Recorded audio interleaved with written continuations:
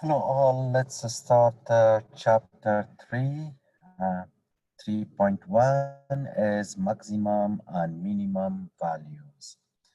In chapter 3, we are dealing more with the graph of a curve, graphing of a curve using calculus. In 3.1, I'm talking about how to know the maximum and minimum value of a function, or where is the maximum and minimum value of a function. Uh, Before talking about the graph, let me tell you or let me explain to you what is maximum and minimum values. Let's focus on this graph. Let me draw a graph for you. Let me draw a function here for you. For example, if I focus on this graph, here is x, y. Let me draw, for example, here a function like this, correct?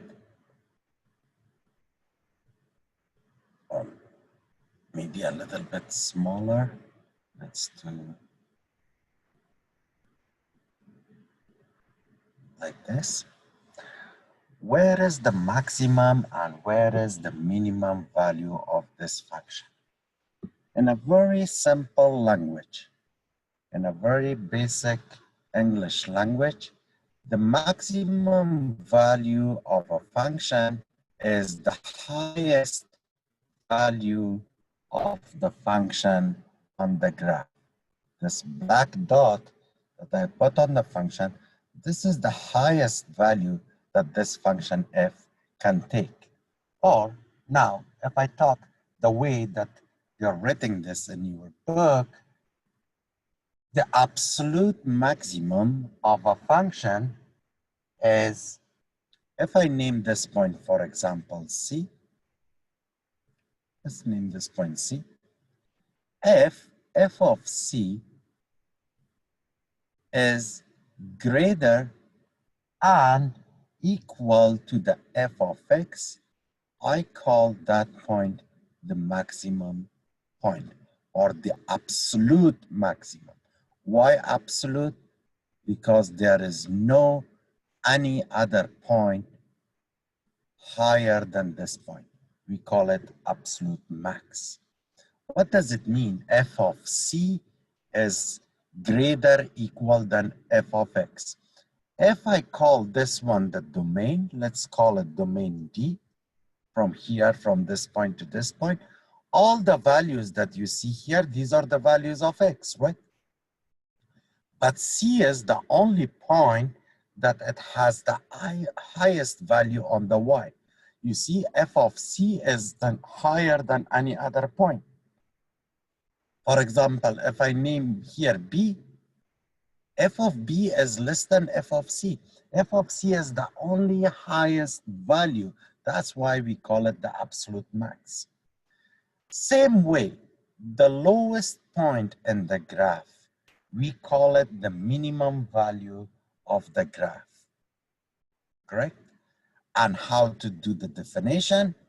If C is again on the graph of a function in the domain of D, and f of C is less than equal f of x, in this case, we call this point the min or absolute min. The lowest point on the graph, we call it absolute min. Now, sometimes our graph has absolute max, absolute min, and also we have local max and local min. For example, if I draw another function for you, let's think about this function, something like this.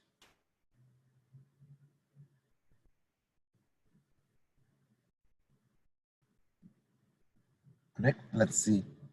This is a closed interval in a closed interval AB. Now, if I talk about about the local max and local min, what is local max? And what is local min or local minimum? In a certain interval, let's name this interval, for example, from here to here. Let's name it a closed interval from A to B. If f of C is greater than equal to the f of x in a closed interval AB, not all the function, this interval, we call this point the local max. In some books, they call it relative max, relative mean. But in your book, they call it a local max or local min. It's the same thing, correct? Or if I put here another interval, for example, D, here I have another local max. If I see this point, I have another local max, another local minimum, and here another local minimum. Correct? That's the definition of absolute max and absolute min and local max and local minimum values of a function. Now, let's start slowly practicing. The next topic, which is really important to understand, is critical points. Critical numbers or points. What are critical numbers? A critical number of a function f is a number c in the domain of f such that f prime c is equal 0. That's the given definition in your book. Again, my graph, this point, which you have absolute max or absolute min or local max or local min, we call this number a critical number. And usually at critical number, f prime of your function, if this is your function f, your f prime of that function at that point is always 0. Correct? It gives me an idea how to find the critical points of a function.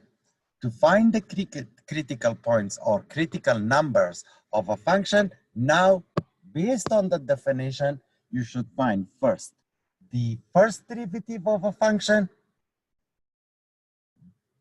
When you take the derivative of that function, it gives you the critical point for the function. Now, I'll do an example for you, and based on this example, you will understand how easily I can find the critical point or critical numbers for a function. For example, there is a function f of x equals x to the power of 3/5 times 4 minus x. And this problem, they are asking you to find the critical numbers of this function. What I do here, my goal is to first f prime x. After I found this f prime x, then I'll make my f prime x equal to 0. There I can see, I can find my critical numbers. Let's just start first with finding the first derivative of this function. Two ways to find the first derivative of this function. You can distribute x to the power of 3/5 first here and use the subtraction rule of derivatives to find the derivative, or you can use the product rule to find the first derivative of the function. Let's use the product rule, for example. Then I can say f prime of x equals product rule. If you remember, this is your function f, this is your function g. If you have f times g, then d over dx of f times g equals f g prime plus g f prime, right? That's your formula for the product. Let's apply our formula. Then x to the power of 3/5 times, what is the derivative of this parenthesis? The derivative of 4 minus x gives you -1 plus g, which is 4 minus x, times f prime. The derivative of x to the power of 3/5 gives you 3/5 x to the power of, look, 3/5 minus 1. Here, times 5 times 5, 3 minus 5 gives you 2, correct? X to the power of -2/5. From here on,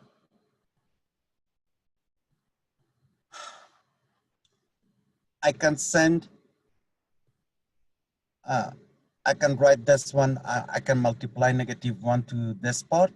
I can write f prime x equals -x to the power of 3/5 plus, here I can write as a 3 times 4 minus x all over, because here I have x to the power of -2/5, I'll send it to the denominator.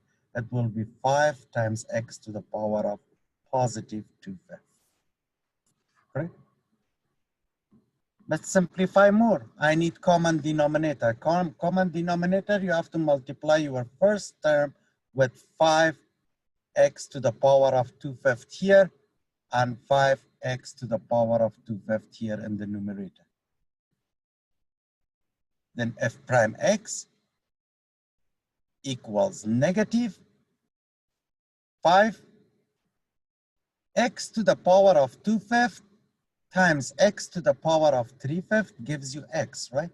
Because 2/5 plus 3/5 gives you 5/5, and 5/5 is 1. Plus, distribute here, 3 times 4 gives you 12, and 3 times -x gives you -3x.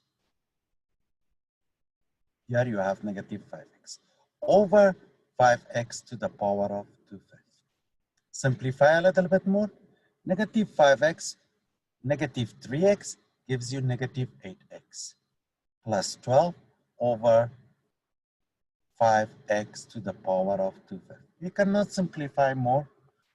Here, what we stop, then my f prime x equals -8x plus 12 over 5x to the power of 2/5. Now, I'm done with the first step, which is finding the first derivative of the function. My second step, to find a critical point, I'll set f prime x equal to what? To 0. It means -8x plus 12 over 5x to the power of 2/5 should be equal to 0. And you know, when you set a fraction equal to 0, it means you are only setting your numerator equal to 0. Then I can say -8x plus 12 equals 0. And let's solve this one. -8x equals -12. It means x equals -12 over -8, which gives you what? X, if I simplify a little bit, x equals 3/4. One of the critical points of the function is 3/4. But in your book, it's saying, okay, another critical point is x equals 0. Why? Because you see, if you plug in 0 here in the denominator, it gives you the vertical asymptote, correct? Then your function, this function has two critical points. What? One of them is 0 and the other one is 3/4. Let's do another example. For example, example number 2. I have a function f of x equals x cubed minus 3x squared plus 1. They are asking me to find the critical values or critical numbers of this function. What you do, first find f prime x. This one is easy. What is f prime x? F prime x is 3x squared minus 6x, right? The derivative of this function is 3x squared minus 6x. Now, set f prime x equal to 0. It means 3x squared minus 6x equals 0. Can I factor x? Actually, I can factor 3x. If we factor 3x, inside the parentheses, I'll get x minus 2 equals 0. From here, 3x equals 0 and x minus 2 equals 0. 3x equals 0, it means x equals 0. X minus 2 equals 0, it means x equals 2. Here you go. One of the critical points is 2 and the other one is 0. This is how you find the critical numbers of a function, correct?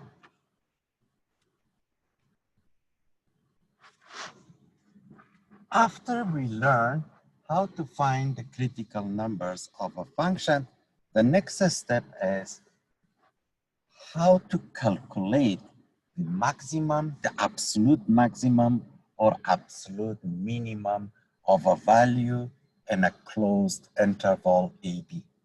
I'll give it as a topic here for you, but in your book, there is no separate topic.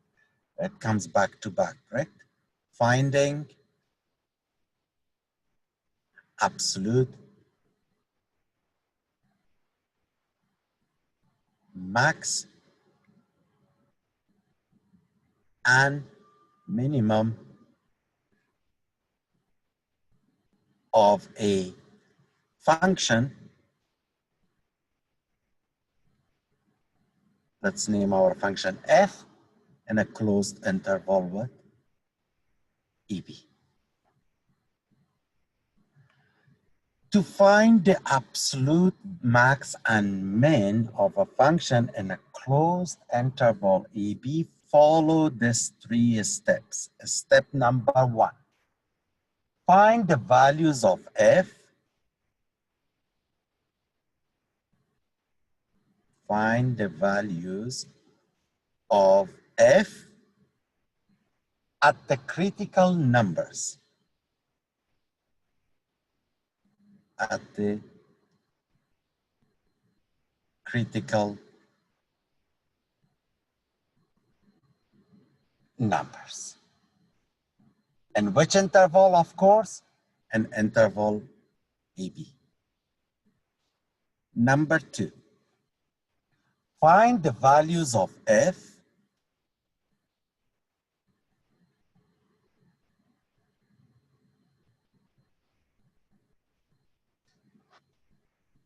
at the endpoints.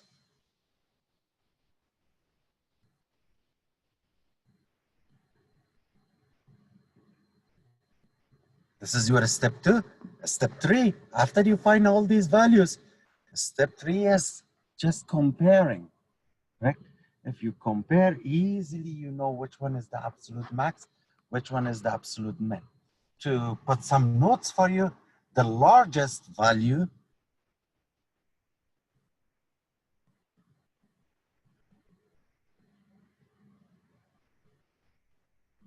is absolute maximum,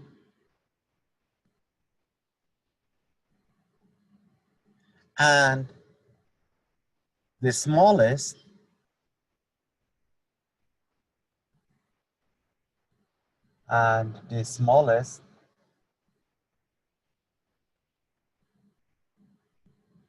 value is absolute minimum or absolute min. Now, I'll do an example for you. And this example, you will see how easy it is to find the absolute max and absolute min of a function, even without graphing. Correct? Let's start with the easy one. Example number 1, if f of x equals x cubed minus 3x squared plus 1 in a closed interval x greater equal negative 1/2 less than equal 4, find the absolute maximum and absolute minimum value of this function. How I'll start? My first step is to find the first derivative of this function. Even I did in previous example for this function. F prime x equals 3x squared minus 6x, right? The dx of this function is 3x squared minus 6x. That's my step 1. Now what you do, set f prime x equals 0. Why? Because you want to find your critical numbers, correct? It means 3x squared minus 6x equals 0. We did it before. You can take 3x out. Here, x minus 2 equals 0. And you found two critical points. One of them is x equals 0, and the other one is x equal 2. I don't want to solve this equation again. All of you, you are able to solve this equation. Step 2, find the values of f in critical points. It means find f of 0, find f of 2, and also find f of negative 1/2 and f of 4. Find the values of f in critical points and find the values of f at endpoints. These two, negative 1/2 and 4, these are the endpoints.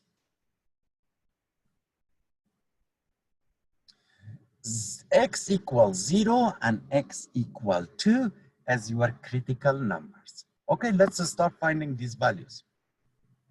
My function is f of x equals x cubed minus 3x squared plus 1. Let's first find f of 0. F of 0 equals 0 cubed minus 3 times 0 squared plus 1. It means f of 0 is equal what? 1. One value. Now, f of 2. F of 2 equals 2 cubed minus 3 times 2 squared plus 1, which gives you 8 minus 2 squared is 4. 4 times 3 is 12 plus 1. That means f of 2 equals negative 3, right? Same way, I'll find f of negative 1/2. F of negative 1/2 equals 3. What's the function? The function is x cubed. It means negative 1/2 to the power of 3 minus 3 times negative 1/2 squared plus 1. And if you simplify this, it gives you negative 1 over 8. And negative 1/2 square gives you 1/4. 1/4 times 3 gives you negative 3/4 plus 1. You need a common denominator of 8. Then here multiply times 2 times 2. Here times 8 times 8. Then f of negative 1/2 equals common denominator of 8, negative 1 minus 6 plus 8, which gives you 1 over 8. Same way you can calculate f of 4. F of 4 equals 4 cubed plus 3 times 4 squared plus 1. Oh, actually minus. The sign is minus. Then f of 4 equals 64 minus 4 squared is 16. 16 times 3 gives you 48.